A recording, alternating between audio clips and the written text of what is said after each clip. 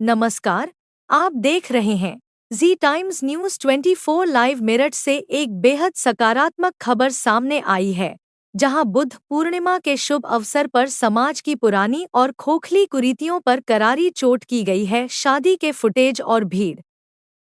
हिंद मजदूर किसान समिति के तत्वावधान में शुक्रवार को एक दहेज रहित और अंतर्जातीय विवाह संपन्न कराया गया। यह शादी सिर्फ दो परिवारों का मिलन नहीं, बल्कि सामाजिक समानता और आपसी भाईचारे का एक जीता जागता उदाहरण बन गई है। समिति के बारे में समिति के राष्ट्रीय उपाध्यक्ष ओम प्रकाश जी ने बताया कि राष्ट्रीय अध्यक्ष और क्रांतिगुरु श्री चंद्रमोहन जी के मार्गदर्शन में यह अभियान चलाया जा रहा है। इसका मुख्य उद्देश्य समाज से दहेज प्रथा, जातिगत भेदभाव और नशाखोरी जैसी बीमारियों को जड़ से खत्म करना है। आपको बता दें कि समिति के प्रयासों से पहले भी ऐसे कई विवाह कराए जा चुके हैं। कार्यकर्ता और आयोजन इस नेक कार्य को सफल बनाने में विकास कुमार, बबली, अशोक, ईश्वर, आदेश, योगेंद्र और अमित समेत समिति के कई सदस्यों का महत्वपूर्ण योगदान रहा। दूल्हा और अन्य। इस विवाह के बाद दूल्हे और समाज के गणमान्य लोगों का क्या कहना है, आइए सुनते हैं।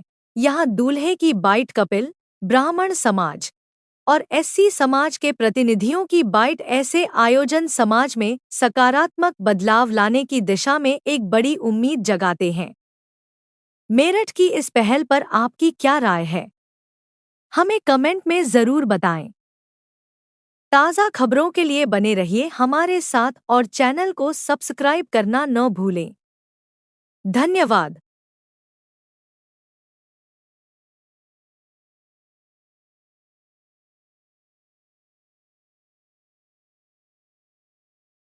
मुझे तो नीचे से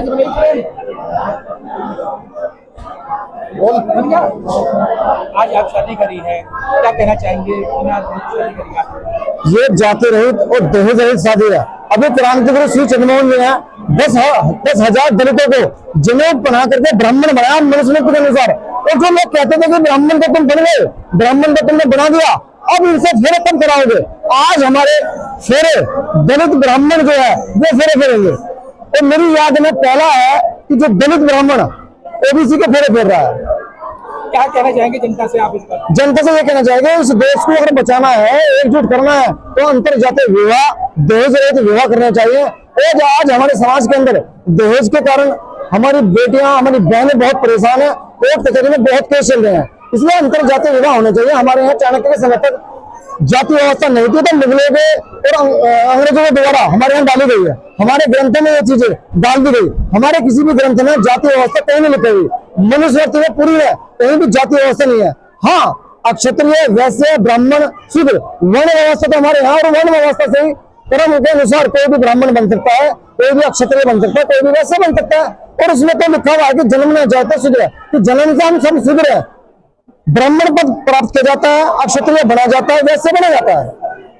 क्या नाम है उनका जो शादी करवाते हैं, और अब तक कितनी शादी को करवा चुके हैं? क्रांतिगुरु श्री चंद्रमोहन जी ने लगभग सैकड़ों अंतरजातीय विवाह करा चुके हैं। और जितने भी हमारे यहाँ विवाह हुए हैं, बहुत ही शांति प्रिय, परिवार इतने अच्छे चल रहे हैं, कोई टेंशन नहीं, कोई डिप्रेशन नहीं।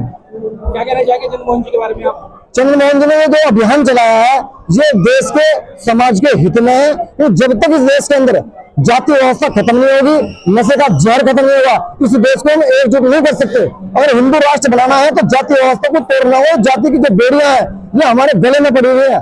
जब व्यक्ति बीमार होता है, वो ब्लड क्यों नहीं मांगता वहां कि मेरी जाति का खून चाहिए? वो कहता है कि मेरे ग्रुप का होना चाहिए, जाति किसी की भी हो। तो खून में जाति नहीं तो जाति फिर है कहाँ? मतलब लव मैरिज को अरेंज में बदल देते हैं, या फिर आप अपनी पसंद से कर सकते हैं? नहीं, ये तो जैसे भारत समाज में संस्कृति के अनुसार शादियां होती हैं, जैसे लड़की वाले लड़के को देखते हैं, ऐसे शादी होती है। जैसे समाज के अंदर एक परिवार वाले अपने लड़की के लिए लड़का देखते हैं, ऐसे यहाँ शादी होती है। ऐसे नहीं है, ना लव मैरिज है ना अरेंज मैरिज है। दोनों परिवार सहमत होते हैं, क्योंकि हमारे गुणों को, कर्मों को देख करके लड़का वर चुना जाता है।